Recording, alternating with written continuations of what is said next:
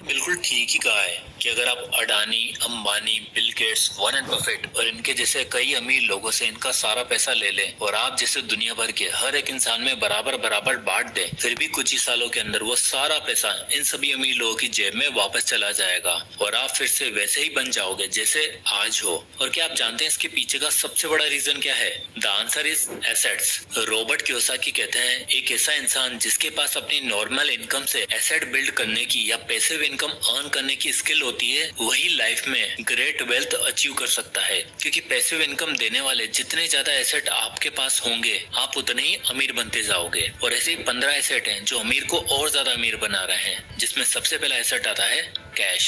आपके बैंक में पड़ा कैश आपको इंटरेस्ट दे रहा है। हाँ, वो बात अलग है कि वो 4-5% का इंटरेस्ट मार्केट इन्फ्लेशन को बीट नहीं कर सकता, पर कैश आज भी बहुत से लोगों की, बहुत सी कंपनीज की और बहुत से इन्वेस्टर की टॉप प्रायोरिटी है। तब इस आर्टिकल में देखिए, रिलायंस जैसी कंपनी जिसका बस नाम सुनते ही इन्वेस्टर दौड़े चले आते हैं, उनके पास 2.1 लाख करोड़ का कैश रिजर्व है। टाटा ग्रुप हर साल 60,000 करोड़ कैश रिजर्व मेंटेन करता है। यहाँ तक कि अभी की आई रिसेंट न्यूज में आप देख ही सकते हो, वॉरेन बफेट ने अपनी 50% होल्डिंग को लिक्विडेट कर दिया है और इस समय उनके पास $277 बिलियन कैश रिजर्व है। अब कैश रखने के दो रीजन होते हैं। पहला तो invest in the right opportunity at the right time. अमीर लोगों का मानना होता है दुनिया अपॉर्चुनिटीज का पिटारा है, इसलिए जब भी कोई बेटर इन्वेस्टमेंट आपके दरवाजे पर आए तो आप उस समय अपने कैश के साथ रेडी रहो। मोस्टली लोगों का कैश रखने के पीछे ये रीजन होता है। और दूसरा रीजन है to earn high interest. Cash होने से आपको राइट टाइम और बेस्ट प्राइस में डील तो मिल ही जाती है, साथ ही अमीर लोग अपने पास रखा पैसा हाई इंटरेस्ट रेट पर भी देते हैं, जिससे उन्हें ईयरली एक फिक्स्ड इनकम आती रहती है। इसलिए सक्सेस कब कहाँ कौन से दरवाजे पर आ जाए, be ready with the cash. Cash के बाद अगला और सबसे बड़ा एसेट आता है asset number 2,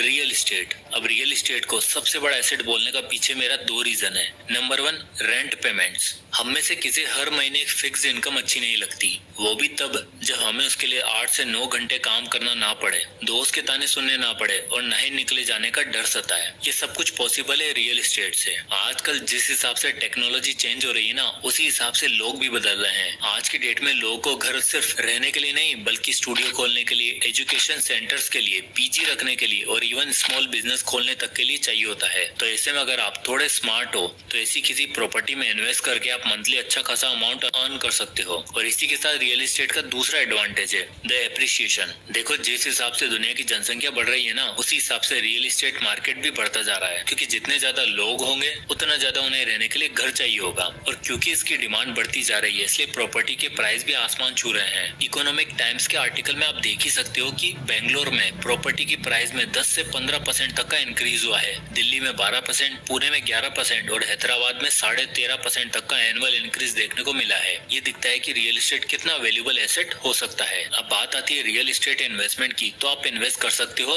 number 1, office building में, जिसमें लोग आके काम करेंगे और बदले में आपको रेंट देंगे। दूसरा, कमर्शियल बिल्डिंग्स, जहाँ पर बिजनेस आकर अपने प्रोडक्ट्स और सर्विस को बेचेंगे और आपको रेंट देंगे। एंड नंबर 3, लैंड, जिसमें आप फार्मिंग कर सकते हो, कोई स्कूल या कॉलेज या बिल्डिंग बनवा सकते हो। इवन लैंड खाली भी पड़ा रहे ना, तो उसकी वैल्यू हमेशा बढ़ती रहती है। और एक सबसे जरूरी बात जो आपको ध्यान रखनी है, वो ये है कि जिस घर में आप रहते हो वो आपका एसेट नहीं है, क्योंकि उससे आपको कोई भी पैसा नहीं आ रहा है, बल्कि उसमें रहने के लिए आपको पैसा खर्च करना पड़ता है। इसी के साथ आता है हमारा एसेट नंबर 3, बॉन्ड्स। जब गवर्नमेंट्स और बिजनेस को कैश इन्वेस्टमेंट की नीड होती है ना, तब वो इंटरेस्टेड इन्वेस्टर को बॉन्ड इशू करते हैं, और इसी बॉन्ड के बदले गवर्नमेंट और प्राइवेट कंपनीज अपने इन्वेस्टर को हर महीने एक सर्टेन अमाउंट पे करने का वादा करती हैं। बॉन्ड में इन्वेस्ट किसी भी इन्वेस्टर के लिए एक सुपर सेफ इन्वेस्टमेंट साबित हो सकता है, क्योंकि डायरेक्ट गवर्नमेंट बैक्ड होते हैं। बॉन्ड में इन्वेस्ट वो लोग करते हैं जिन्हें लॉन्ग टर्म में एक सिक्योर रिटर्न चाहिए होता है। बॉन्ड में आप यूजुअली मिनिमम 10,000 से इन्वेस्ट कर सकते हो, और गवर्नमेंट बॉन्ड आपको यूजुअली 6 से 8% तक का रिटर्न देते हैं।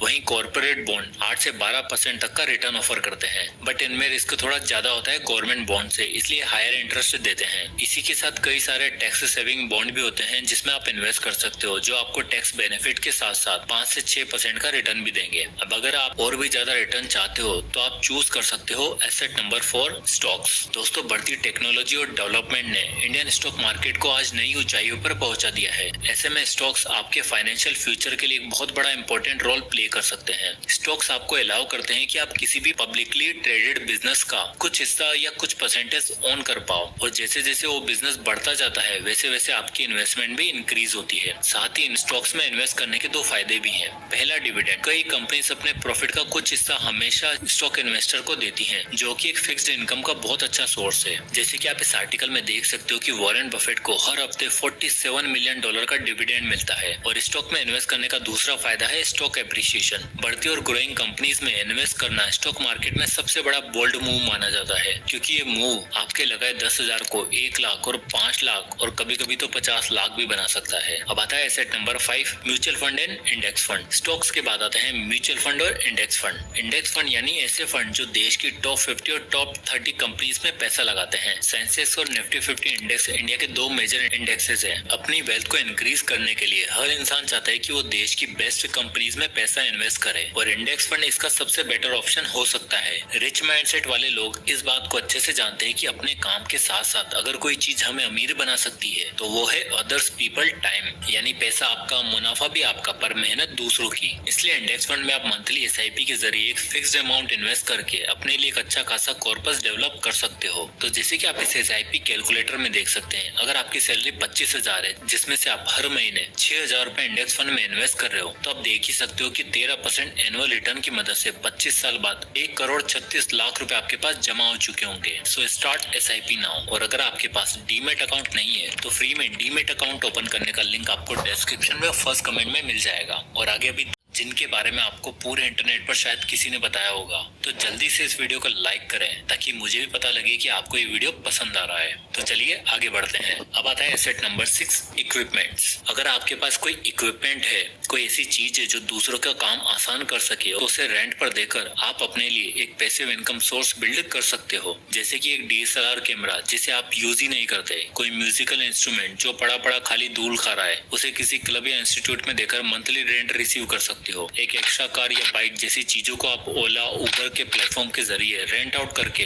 आप मंथली अच्छा खासा अमाउंट अर्न कर सकते हो, वो भी बिना कुछ किए। Asset number 7, patents. पेटेंट एक बहुत ही अंडररेटेड और अमेजिंग एसेट है। जिन लोगों को नहीं पता उन्हें बता दूं कि जब भी आप कोई नया इन्वेंशन करते हो या यूनिक प्रोडक्ट लाते हो तो उसके लिए आप पेटेंट फाइल कर सकते हो। ये एक तरह का डॉक्यूमेंट होता है जो बताता है कि आप इसके राइटफुल इन्वेंटर हो, और जैसे कोई कंपनी या एंटिटी आपका वो इन्वेंशन या प्रोडक्ट यूज करती है तो उसे आपको पैसा पे करना पड़ेगा, अदरवाइज आप उन पर केस कर सकते हो। बिजनेस की दुनिया में पेटेंट एक बहुत ही इंपॉर्टेंट रोल प्ले करता है। 1995 में कैलाश काटकर ने एक टेक्नोलॉजी बनाई जो कि था एक एंटीवायरस, जो उनके कंप्यूटर सिस्टम को वायरस फ्री कर पाया। उन्हें लगा ये टेक्नोलॉजी काफी अच्छी है तो इसका पेटेंट फाइल करवा लेना चाहिए। और जब लोगों को एंटीवायरस की नीड लगी तो उनके दिमाग में आया सिर्फ एक ही नाम, क्विक हिल, जो कि आज की डेट में 2000 करोड़ की कंपनी बन चुकी है। ये दिखाता है कि आज की डेट में पेटेंट कितना वैल्यूएबल एसेट है। अब आता है एसेट नंबर 8, ट्रेडमार्क्स। जैसे पेटेंट आपके इन्वेंशन को प्रोटेक्ट करता है, ठीक उसी तरह ट्रेडमार्क आपके सिंबल्स, वर्ड्स और फ्रेजेस को प्रोटेक्ट करता है। आज की इस कॉम्पिटिटिव बिजनेस की दुनिया में स्कैम्स और फ्रॉड के चांसेस भी सेम रेट पे इंक्रीज हो रहे हैं। ऐसे में हमारे लिए बहुत जरूरी हो जाता है कि हमें अपने ब्रांड को, अपने लोगों को प्रोटेक्ट करने के लिए ट्रेडमार्क का सही यूज करना है। इसका बेस्ट एग्जांपल है the taste of India. Amul ने ये कैच फ्रेज ट्रेडमार्क करवा रखा है, और इसी कैच फ्रेज की मैडम से अमूल ने काफी फाइनेंशियल गेन भी हासिल किया है। और ऐसा कोई भी दूसरा ब्रांड अगर सेम कैच फ्रेज यूज करता है, उसे अमूल को एक हेवी अमाउंट पे करना होगा। ठीक इसी तरह टाटा ग्रुप ने भी अपने लोगों का ट्रेडमार्क करवा रखा है। टाटा ग्रुप भी अपने ट्रेडमार्क का यूज करने के लिए हेवी लाइसेंसिंग फीस भी चार्ज कर चुका है। Asset number 9, brand and goodwill. Brand और गुडविल वैसे तो दो अलग अलग टर्म्स है, पर दोनों ही किसी भी बिजनेस या इंडिविजुअल के लिए बहुत ही इंपॉर्टेंट एसेट है। ब्रांड नाम इसलिए बनाया जाता है जब कोई कस्टमर उसे कंज्यूम करे, उसे यूज करे, तो उसके मन में एक इंप्रेशन बन सके कि वो भी प्रीमियम चीजें यूज कर सकता है। वहीं दूसरी तरफ गुडविल कि कस्टमर एक पर्टिकुलर ब्रांड के लिए कितना ज्यादा एक्साइटेड है। ब्रांड एक तरह का एफर्ट है जिसे कंपनी खूब सारा पैसा और टाइम देके बिल्ड करती है। वहीं गुडविल एक तरह की इमेज है जो तब बनती है जब आप कस्टमर को राइट वे में ट्रीट करते हो। दोनों ही चीजें आपस में कहीं ना कहीं इंटरलिंक्ड है, और ऐसे कई एग्जाम्पल है जहाँ सिर्फ एक अच्छी गुडविल की वजह से कई कंपनीज बैंकरप्सी से बची। वहीं कई ऐसी कंपनीज है जो सिर्फ अच्छी ब्रांडिंग के दम पर ही स्केल करती चली जा रही हैं। एग्जाम्पल के लिए MRF को ही ले लो। आज से 15 साल पहले MRF कोई तगड़ी ब्रांड नहीं था और आज सिर्फ एक ही इंसान है जो उनके लिए एड्स करता है, उनके ब्रांड को प्रमोट करता है और उस इंसान ने मानो बीते 10 सालों में MRF की दुनिया ही बदल दी है। कमेंट करके बताओ मैं किसकी बात कर रहा हूँ। Asset number 10, people. अगला और सबसे बड़ा एसेट है पीपल। हम में से अक्सर लोग और बिजनेसेस अपने एम्प्लॉइज की और अपने आसपास के लोगों की वैल्यू नहीं समझ पाते और उनकी कमी हमें तब महसूस होती है जब वो चले जाते हैं। देखो, एक बात हमेशा याद रखना, ये ब्रांड वैल्यू, ये गुडविल सब बनते कंपनी के नाम पे हैं और इससे फायदा भी कंपनी को ही होता है, पर इसे बनाने वाला एक एम्प्लॉय होता है जो पहले दिन से ब्रेन स्टॉर्मिंग करके, फंड्स इकट्ठा करके, टेस्ट रन करके एक प्रोडक्ट को लॉन्च करते हैं। वो लोग ही होते हैं जो एक कंपनी को सक्सेसफुल बनाते हैं, जो किसी इंसान को सक्सेसफुल बनने में मदद करते हैं। आपको क्या लगता है कि एप्पल, माइक्रोसॉफ्ट, रिलायंस, टाटा जैसी कंपनीज का इतना सक्सेसफुल होने का कारण क्या है? वो है उनके एम्प्लॉयज और उनकी टीम। कोई भी बड़े से बड़ा इंसान देख लो, उसने अकेला अपना बिजनेस बिल्ड नहीं किया है। उसकी सक्सेस के पीछे के रीजन है उसके आसपास के अच्छे लोग। So find the right people who can be A valuable asset for you. Asset number 11, raw material and commodities. देखो, लाइफ में कई बार ऐसी सिचुएशन आ जाती है जब हमें लगता है कि पैसा ही सब कुछ नहीं होता। जिंदा रहने के लिए, अच्छी लाइफस्टाइल जीने के लिए हमें कमोडिटीज की भी जरूरत होती है। जैसे कि कोविड वाले टाइम का एग्जांपल देख लो, लोगों ने 100 रुपए देकर भी सैनिटाइजर और मास्क खरीदे, 200 रुपए किलो टमाटर भी परचेज किए। क्यों? क्योंकि कहीं ना कहीं कमोडिटीज की वैल्यू कैश से ज्यादा है और अमीर लोग इस बात को भली भांति समझते हैं। इसलिए वो गोल्ड, एल्यूमिनियम, स्टील, ऑयल जैसी कमोडिटीज में खूब हेविली पैसा इन्वेस्ट करते हैं। रॉबर्ट कियोसाकी खुद भी कमोडिटीज को ज्यादा प्रेफर करते हैं as compare to cash. Gold इन सब में एक ऐसी प्रीशियस कमोडिटी है जो आपकी लाइफ को बहुत हद तक आसान बना सकती है। इसलिए करंट सिनेरियो में बाकी चीजों के साथ साथ कमोडिटीज में इन्वेस्ट करना एक अच्छा ऑप्शन हो सकता है। अब आता है asset number 12, books, songs, digital courses, information and content. आजकल डिजिटल दुनिया का जमाना है। हर कोई अपने मोबाइल और कंप्यूटर स्क्रीन से चिपका रहता है। ऐसे में डिजिटल एसेट्स जैसे कि documents, audio books, video, digital courses, songs और एप्स आपके लिए एक वैल्यूएबल एसेट साबित हो सकते हैं। आज की डेट में इंफॉर्मेशन का ओवरलोड है, सबके पास काफी रॉ डेटा और रॉ नॉलेज है। ऐसे में अगर आप कोई बुक लिखते हो, कोई ब्लॉग पोस्ट लिखते हो, तो बस आपको राइट मार्केटिंग टूल ढूंढकर काम पे लग जाना है और मैक्सिमम ऑडियंस को रीच आउट करना है। और एक भी प्रोडक्ट चला ना तो आपको ब्रांड नेम बिल्ड होने में टाइम नहीं लगेगा। सॉन्ग्स और कंटेंट के केस में ये चीज और भी ज्यादा स्केलेबल है। इसके लिए आप किंग का एग्जांपल ही देख लो। उनका एक गाना बहुत ही पॉपुलर हुआ, मान मेरी जान, जो इतना तगड़ा निकला कि उसने यूट्यूब पे आके 500 मिलियन से भी ज्यादा व्यूज हासिल कर लिए हैं। और इतना ही नहीं, इसके बाद को किंग इतने शो और इतने इवेंट्स मिले जिसने उसके इस गाने को इमोर्टल बना दिया। साथ निक जोनस को ये गाना इतना अच्छा लगा कि उन्होंने अपने चैनल पर किंग के साथ ये गाना दोबारा रिक्रिएट किया। सो आपका आर्ट और आपकी डेडिकेशन भी एक वैल्यूएबल एसेट साबित हो सकता है और यही आपको पैसा कमा के दे सकती है in form of asset number 13, royalties. चलो आपके लिए रॉयल्टीज को सिंपल भाषा में एक्सप्लेन करता हूँ। मान लो आपने कोई बुक लिखी है जो अपने टाइम की बेस्ट सेलर चली गई। अब उस बुक के राइट्स कोई मूवी स्टूडियो खरीदना चाहता है ताकि वो उससे कोई शो बना सके, तो इसके बदले में आपको टोटल कलेक्शन का कुछ हिस्सा मिलेगा और उससे आगे जितनी चीजें होंगी जैसे कि मर्चेंडाइज, कोई प्रोडक्ट, उसका टोटल रेवेन्यू का भी कुछ हिस्सा आपको हमेशा मिलता रहेगा। और इतना ही नहीं, रॉयल्टीज में एक टर्म होता है सिंडिकेशन। जब कोई टीवी शो बहुत बड़ा हो जाता है ना और मल्टीपल ब्रॉडकास्टर उनके राइट्स खरीद लेते हैं, तो जितनी बार वो शो रन किया जाता है उतनी बार एक्टर्स और राइटर को पैसा मिलता है। एग्जाम्पल के लिए फ्रेंड्स, जिसने अपनी मैसिव सक्सेस के बाद खूब नाम कमाया, उनके एक्टर्स को आज भी 10 से 20 मिलियन डॉलर पर ईयर पे किया जाता है एज ए रॉयल्टी। और रॉयल्टी की वजह से ही जॉर्ज आर मार्टिन जिन्होंने गेम ऑफ थ्रोन्स लिखी, जेके रोलिंग जिन्होंने हैरी पॉटर लिखी, ऐसे लोग मिलेनियर बन पाए। Asset number 14, unique rights. अब ये एसेट मेंशन करने का पीछे मेरा मानना यह है कि इंडिया में कुछ स्पेसिफिक प्लेसेस के लोगों के पास एक कम्पिटिटिव एडवांटेज है जिसे हम जियोग्राफिकल इंडिकेशन या जीआई भी बोल सकते हैं। और ये जीआई आपके लिए बहुत बड़ा एसेट साबित हो सकता है। जीआई एक तरह का अधिकार है जो एक स्पेसिफिक रीजन के लोगों को दिया जाता है ताकि वो अपने जियोग्राफिकल लोकेशन पर ऑथेंटिक और यूनिक प्रोडक्ट क्रिएट कर सके।